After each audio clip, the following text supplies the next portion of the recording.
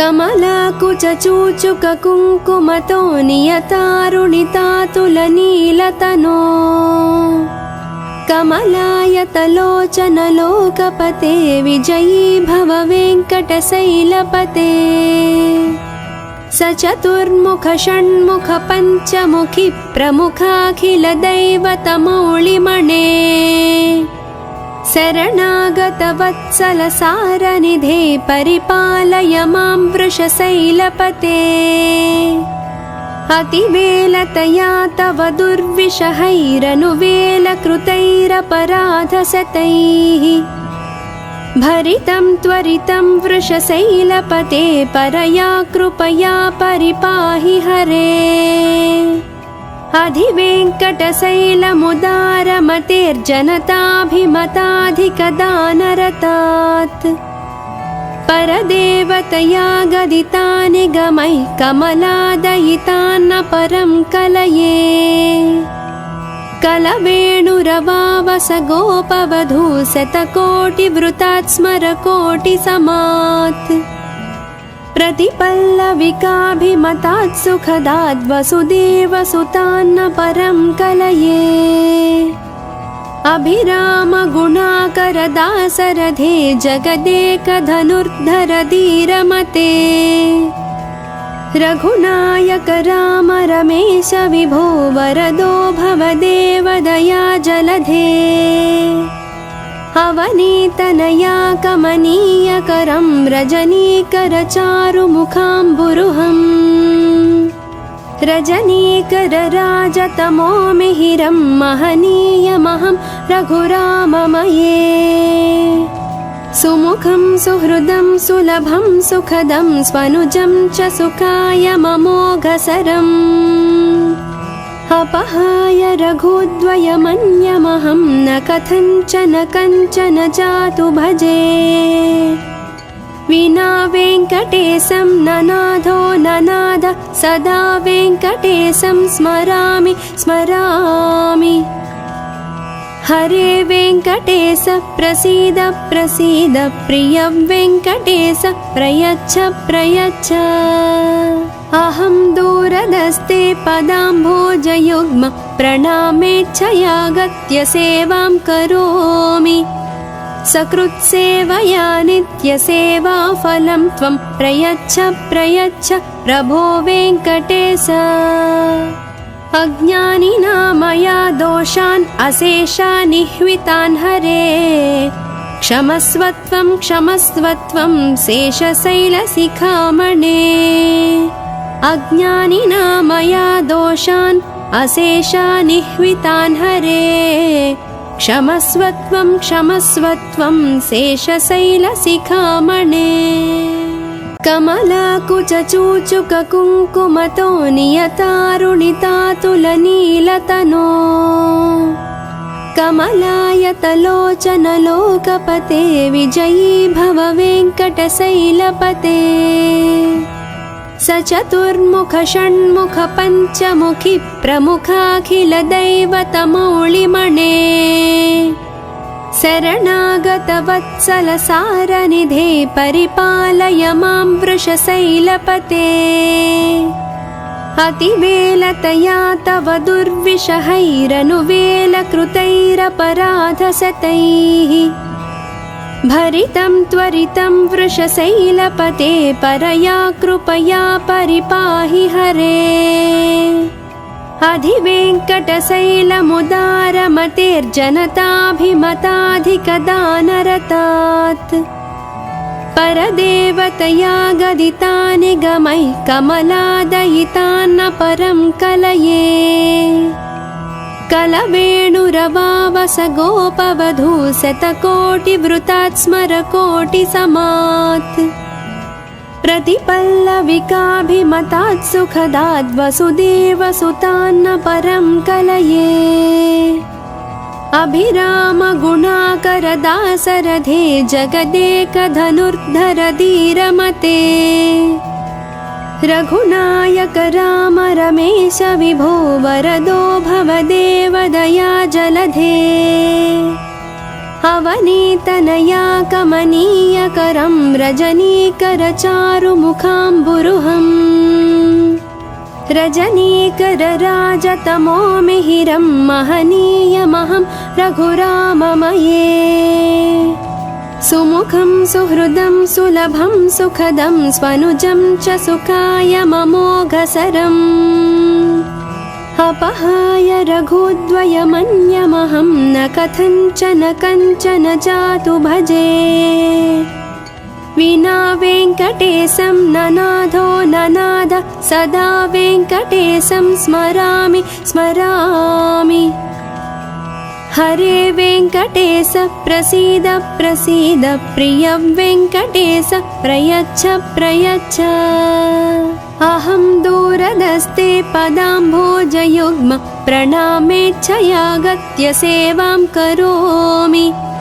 सकृत्सेवया नित्यसेवाफलं त्वं प्रयच्छ प्रयच्छ प्रभो वेङ्कटेश अज्ञानिना मया दोषान् अशेषानिह्वितान् हरे क्षमस्वत्वं क्षमस्वत्वं शेषशैलशिखामणे अज्ञानिना मया दोषान् अशेषानिह्वितान् हरे क्षमस्वत्वं क्षमस्वत्वं शेषशैलशिखामणे कमलाकुचूचुककुङ्कुमतो नियतारुणितातुलनीलतनो कमलायतलोचनलोकपते विजयी भव वेङ्कटशैलपते सचतुर्मुख षण्मुख पञ्चमुखि प्रमुखाखिलदैवतमौलिमणे शरणागतवत्सलसारनिधे परिपालय मां वृषशैलपते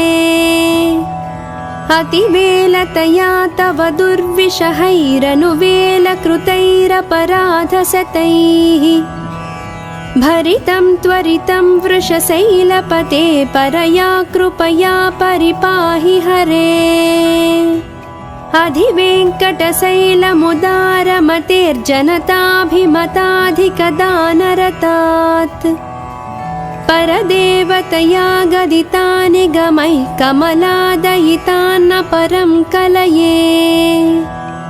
कलवेणुरवावस गोपवधू शतकोटिवृतात् स्मरकोटिसमात् प्रतिपल्लविकाभिमतात् सुखदात् वसुदेवसुतान्न परं कलये अभिरामगुणाकरदासरथे जगदेकधनुर्धर धीरमते रघुनायक राम रमेश विभो वरदो भवदेव दया जलधे अवनीतनया कमनीयकरं रजनीकरचारुमुखाम्बुरुहम् रजनीकरराजतमो मिहिरं महनीयमहं रघुराममये सुमुखं सुहृदं सुलभं सुखदं स्वनुजं च सुखाय ममोघसरम् अपहाय रघुद्वयमन्यमहं न कथञ्चन कञ्चन जातु भजे विना वेङ्कटेशं ननाथो ननाद सदा वेङ्कटेशं स्मरामि स्मरामि हरे वेङ्कटेश प्रसीद प्रसीद प्रिय वेङ्कटेश प्रयच्छ प्रयच्छ अहं दूरदस्ते पदाम्भोजयुग्म प्रणामेच्छयागत्य सेवां करोमि सकृत्सेवया नित्यसेवाफलं त्वं प्रयच्छ प्रयच्छ प्रभो वेङ्कटेश अज्ञानिना मया दोषान् अशेषानिह्वितान् हरे क्षमस्वत्वं क्षमस्वत्वं शेषशैलशिखामणे अज्ञानिना मया दोषान् अशेषानिह्वितान् हरे क्षमस्वत्वं क्षमस्वत्वं शेषशैलशिखामणे कमलाकुचूचुककुङ्कुमतो नियतारुणितातुलनीलतनो कमलायतलोचन लोकपते विजयी भव वेङ्कटशैलपते सचतुर्मुख षण्मुख पञ्चमुखी प्रमुखाखिल दैवतमौलिमणे शरणागत वत्सल सारनिधे परिपालय मां वृषशैलपते अतिवेलतया तव दुर्विषहैरनुवेलकृतैरपराधशतैः भरितं त्वरितं वृषशैलपते परया कृपया परिपाहि हरे अधिवेङ्कटशैलमुदारमतेर्जनताभिमताधिकदानरतात् परदेवतया गदिता निगमैः कमलादयितान्न परं कलये कलवेणुरवावस गोपवधू शतकोटिवृतात् स्मरकोटिसमात् प्रतिपल्लविकाभिमतात् सुखदात् वसुदेवसुतान्न परं कलये अभिराम गुणाकर दासरथे जगदेकधनुर्धर धीरमते रघुनायक राम रमेश विभो वरदो भवदेव दया जलधे अवनीतनया कमनीयकरं रजनीकर चारुमुखाम्बुरुहम् रजनीकर राजतमो मिहिरं महनीयमहं रघुराममये सुमुखं सुहृदं सुलभं सुखदं स्वनुजं च सुखाय ममोघसरम् अपहाय रघुद्वयमन्यमहं न कथञ्चन कञ्चन जातु भजे विना वेङ्कटेशं ननाथो ननाद सदा वेङ्कटेशं स्मरामि स्मरामि हरे वेङ्कटेश प्रसीद प्रसीद प्रिय वेङ्कटेश प्रयच्छ प्रयच्छ अहं दूरदस्ते पदाम्भोजयुग्म प्रणामेच्छयागत्य सेवां करोमि सकृत्सेवया नित्यसेवाफलं त्वं प्रयच्छ प्रयच्छ प्रभो वेङ्कटेश अज्ञानिना मया दोषान् अशेषान् निह्वितान् हरे क्षमस्वत्वं क्षमस्वत्वं शेषशैलशिखामणे अज्ञानिना मया दोषान् अशेषान् निह्वितान् हरे क्षमस्वत्वं क्षमस्वत्वं शेषशैलशिखामणे कमलाकुचूचुककुङ्कुमतो नियतारुणितातुलनीलतनो कमलायतलोचन लोकपते विजयी भव वेङ्कटशैलपते सचतुर्मुख षण्मुख पञ्चमुखी प्रमुखाखिल दैवतमौलिमणे शरणागत वत्सल सारनिधे परिपालय मां वृषशैलपते अतिवेलतया तव दुर्विषहैरनुवेलकृतैरपराधशतैः भरितं त्वरितं वृषशैलपते परया कृपया परिपाहि हरे अधिवेङ्कटशैलमुदारमतेर्जनताभिमताधिकदानरतात् परदेवतया गदिता निगमैः कमलादयितान्न परं कलये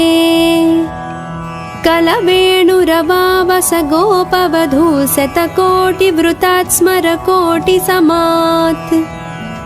प्रतिपल्लविकाभिमतात् सुखदात् वसुदेवसुतान्न परं कलये अभिराम गुणाकर दासरथे जगदेकधनुर्धर धीरमते रघुनायक राम रमेश विभो वरदो भवदेव दया जलधे अवनीतनया कमनीयकरं रजनीकर चारुमुखाम्बुरुहम् रजनीकरराजतमो मिहिरं महनीयमहं रघुराममये सुमुखं सुहृदं सुलभं सुखदं स्वनुजं च सुखाय ममोघसरम् अपहाय रघुद्वयमन्यमहं न कथञ्चन कञ्चन जातु भजे विना वेङ्कटेशं ननाथो ननाद सदा वेङ्कटेशं स्मरामि स्मरामि हरे वेङ्कटेश प्रसीद प्रसीद प्रिय वेङ्कटेश प्रयच्छ प्रयच्छ अहं दूरदस्ते पदाम्भोजयुग्म प्रणामेच्छयागत्य सेवां करोमि सकृत्सेवया नित्यसेवाफलं त्वं प्रयच्छ प्रयच्छ प्रभो वेङ्कटेश अज्ञानिना मया दोषान् अशेषान् निह्वितान् हरे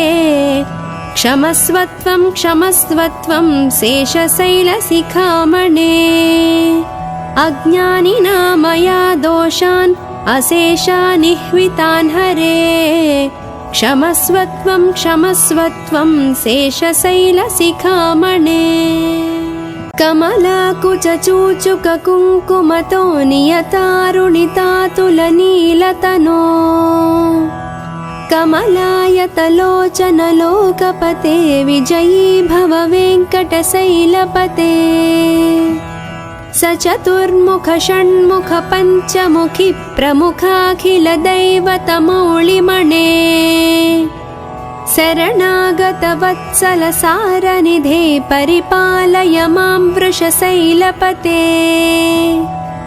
अतिवेलतया तव दुर्विषहैरनुवेलकृतैरपराधशतैः भरितं त्वरितं वृषशैलपते परया कृपया परिपाहि हरे अधिवेङ्कटशैलमुदारमतेर्जनताभिमताधिकदानरतात्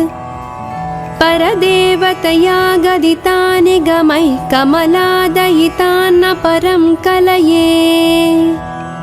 कलवेणुरवावस गोपवधू शतकोटिवृतात् स्मरकोटिसमात् प्रतिपल्लविकाभिमतात् सुखदाद् वसुदेवसुतान्न परं कलये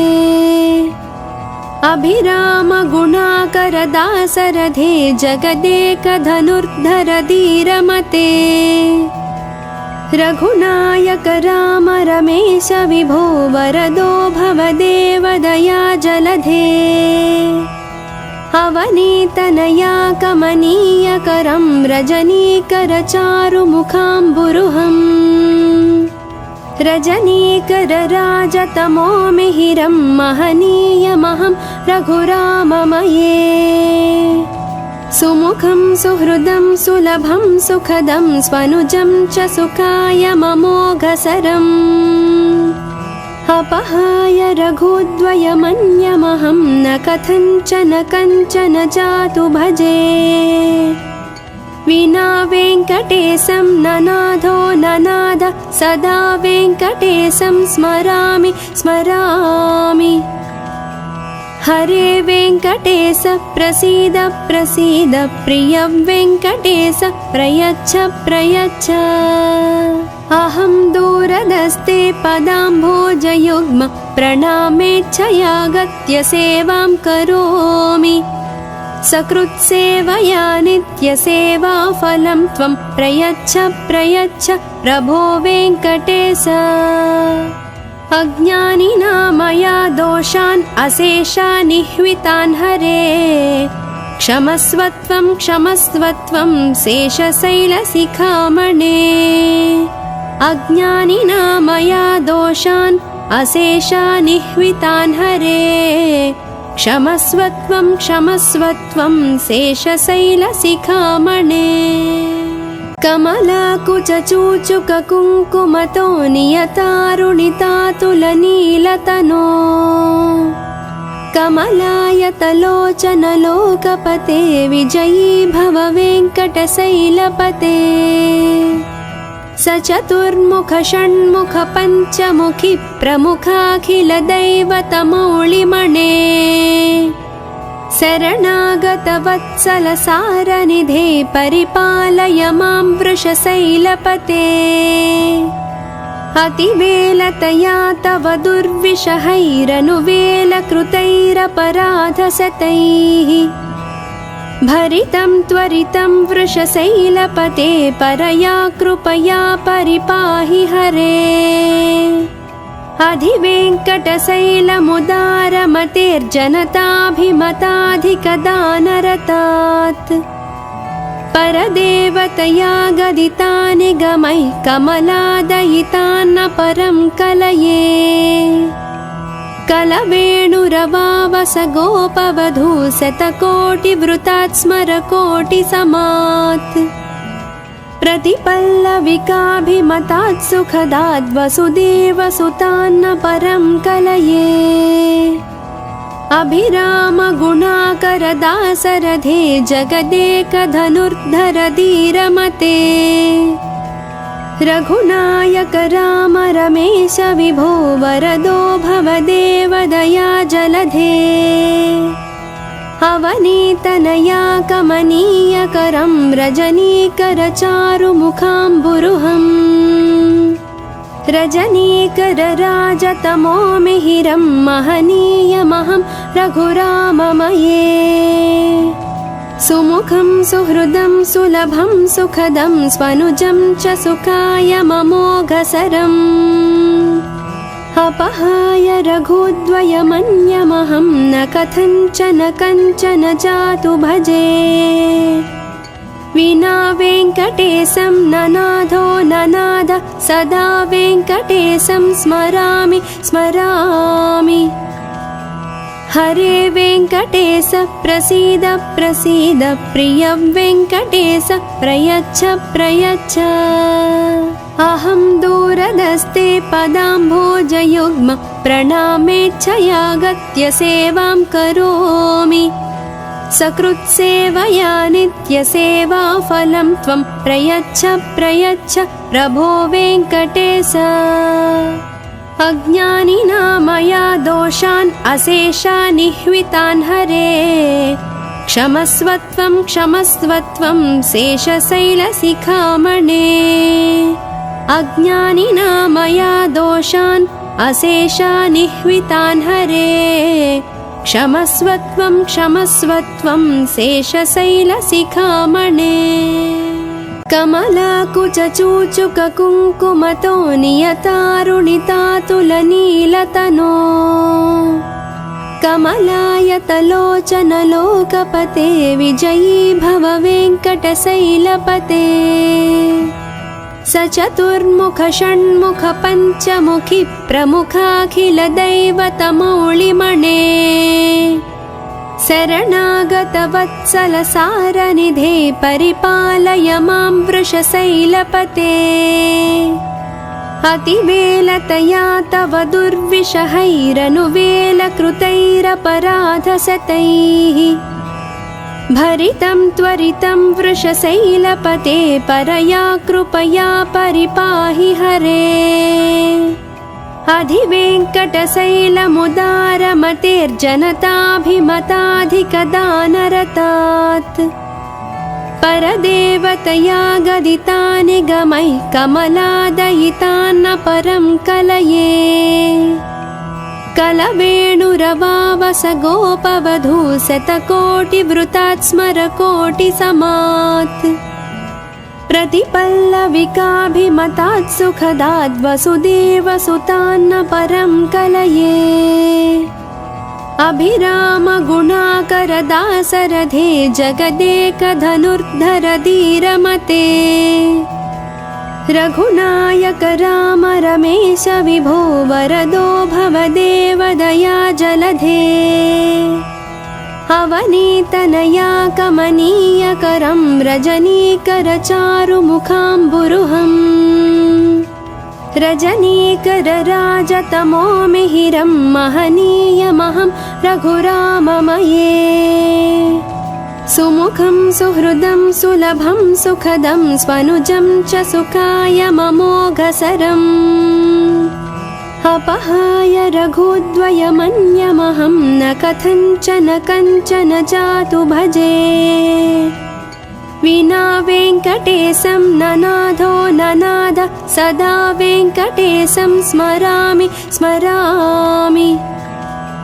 हरे वेङ्कटेश प्रसीद प्रसीद प्रिय वेङ्कटेश प्रयच्छ प्रयच्छ अहं दूरदस्ते पदाम्भोजयुग्म प्रणामेच्छयागत्य सेवां करोमि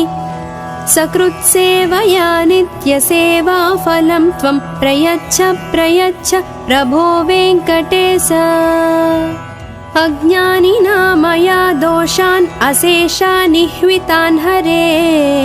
क्षमस्वत्वं क्षमस्वत्वं शेषशैलशिखामणे अज्ञानिना मया दोषान् अशेषानिह्वितान् हरे क्षमस्वत्वं क्षमस्वत्वं शेषशैलशिखामणे कमलाकुचूचुककुङ्कुमतो नियतारुणितातुलनीलतनो कमलायतलोचनलोकपते विजयी भव वेङ्कटशैलपते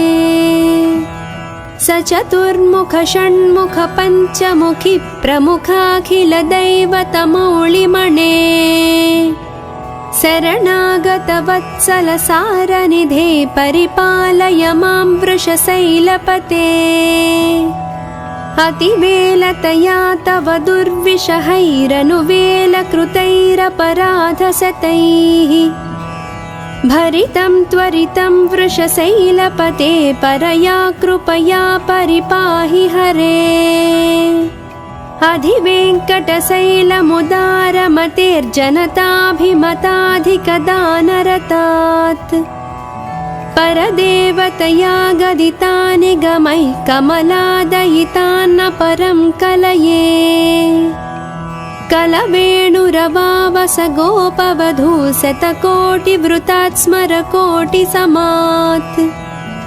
प्रतिपल्लविकाभिमतात् सुखदात् वसुदेवसुतान्न परं कलये अभिरामगुणाकरदासरथे जगदेकधनुर्धर धीरमते रघुनायक राम रमेश विभो वरदो भवदेवदया जलधे अवनीतनया कमनीयकरं रजनीकरचारुमुखाम्बुरुहम् रजनीकरराजतमो मिहिरं महनीयमहं रघुराममये सुमुखं सुहृदं सुलभं सुखदं स्वनुजं च सुखाय ममोघसरम् अपहाय रघुद्वयमन्यमहं न कथञ्चन कञ्चन जातु भजे विना वेङ्कटेशं ननाथो ननाद सदा वेङ्कटेशं स्मरामि स्मरामि हरे वेङ्कटेश प्रसीद प्रसीद प्रिय वेङ्कटेश प्रयच्छ प्रयच्छ अहं दूरदस्ते पदाम्भोजयुग्म प्रणामेच्छयागत्य सेवां करोमि सकृत्सेवया नित्यसेवाफलं त्वं प्रयच्छ प्रयच्छ प्रभो वेङ्कटेश अज्ञानिना मया दोषान् अशेषानिह्वितान् हरे क्षमस्वत्वं क्षमस्वत्वं शेषशैलशिखामणे अज्ञानिना मया दोषान् अशेषानिह्वितान् हरे क्षमस्वत्वं क्षमस्वत्वं शेषशैलशिखामणे कमलाकुचूचुककुङ्कुमतो नियतारुणितातुलनीलतनो कमलायतलोचनलोकपते विजयी भव वेङ्कटशैलपते स चतुर्मुख षण्मुख पञ्चमुखी प्रमुखाखिलदैवतमौलिमणे शरणागतवत्सलसारनिधे परिपालय मां वृषशैलपते अतिवेलतया तव दुर्विषहैरनुवेलकृतैरपराधशतैः भरितं त्वरितं वृषशैलपते परया कृपया परिपाहि हरे अधिवेङ्कटशैलमुदारमतेर्जनताभिमताधिकदानरतात् परदेवतया गदितानि गमैः कमलादयितान्न परं कलये कलवेणुरवावस गोपवधू शतकोटिवृतात् स्मरकोटिसमात् प्रतिपल्लविकाभिमतात् सुखदात् वसुदेवसुतान्न परं कलये अभिरामगुणाकरदासरथे जगदेकधनुर्धर धीरमते रघुनायक राम रमेश विभो वरदो भवदेव दया जलधे अवनीतनया कमनीयकरं रजनीकरचारुमुखाम्बुरुहम् रजनीकरराजतमो मिहिरं महनीयमहं रघुराममये सुमुखं सुहृदं सुलभं सुखदं स्वनुजं च सुखायममोघसरम् अपहाय रघुद्वयमन्यमहं न कथञ्चन कञ्चन जातु भजे विना वेङ्कटेशं ननाथो ननाद सदा वेङ्कटेशं स्मरामि स्मरामि हरे वेङ्कटेश प्रसीद प्रसीद प्रिय वेङ्कटेश प्रयच्छ प्रयच्छ अहं दूरदस्ते पदाम्भोजयुग्म प्रणामेच्छयागत्य सेवां करोमि सकृत्सेवया नित्यसेवाफलं त्वं प्रयच्छ प्रयच्छ प्रभो वेङ्कटेश अज्ञानिना मया दोषान् अशेषानिह्वितान् हरे क्षमस्वत्वं क्षमस्वत्वं शेषशैलशिखामणे अज्ञानिना मया दोषान् अशेषानिह्वितान् हरे क्षमस्वत्वं क्षमस्वत्वं शेषशैलशिखामणे।